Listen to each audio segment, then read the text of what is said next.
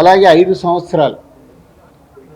సంవత్సరాల నుంచి మేము ఎక్కడ ప్రాపర్టీస్ కానీ వేరే దాంట్లో ఇన్వెస్ట్మెంట్ చేయడం కానీ ఎక్కడ ఏమీ జరగలేదు.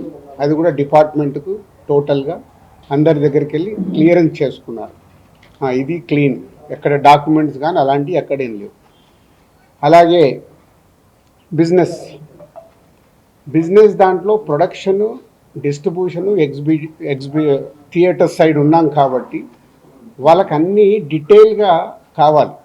డీటెయిల్ అంటే ప్రొడక్షన్ ఎలా జరుగుద్ది, ప్రొడక్షన్లో 24 క్రాఫ్ట్స్ ఉంటాయి. ఆ 24 క్రాఫ్ట్స్లో లావాదేవీలు ఎలా ఉంటాయి ఒక్కొక్క సినిమాకి. సో ఆ డీటెయిల్స్ అన్నీ వాళ్ళు తీసుకోవడం జరిగింది. అలాగే డిస్ట్రిబ్యూషన్ సైడ్ ఎలా ఉంటుంది, ఎగ్జిబిషన్ సైడ్ ఎలా ఉంటుంది అనేది వాళ్ళన్ని డీటెయిల్స్ అడుగుతూ అందరి దగ్గర తీసుకొని ఫైనల్గా నా దగ్గర నిన్న ఇవన్నిటిని ఎవరెవరు ఏమేమి స్టేట్మెంట్లు ఇచ్చారు, ఏముంది అనేది ఫైనల్ నాతో నిన్న కన్క్లూడ్ చేశారు. డిపార్ట్మెంటే ఆశ్చర్యపోయింది. అంటే ఇంత దిల్రాజు గారిని మేము ఏదో ఎక్స్పెక్ట్ చేసాం, అలా ఉంటుంది ఇలా ఉంటుందని సెర్చ్ జరిగేటప్పుడు దే ఆర్ వెరీ హ్యాపీ.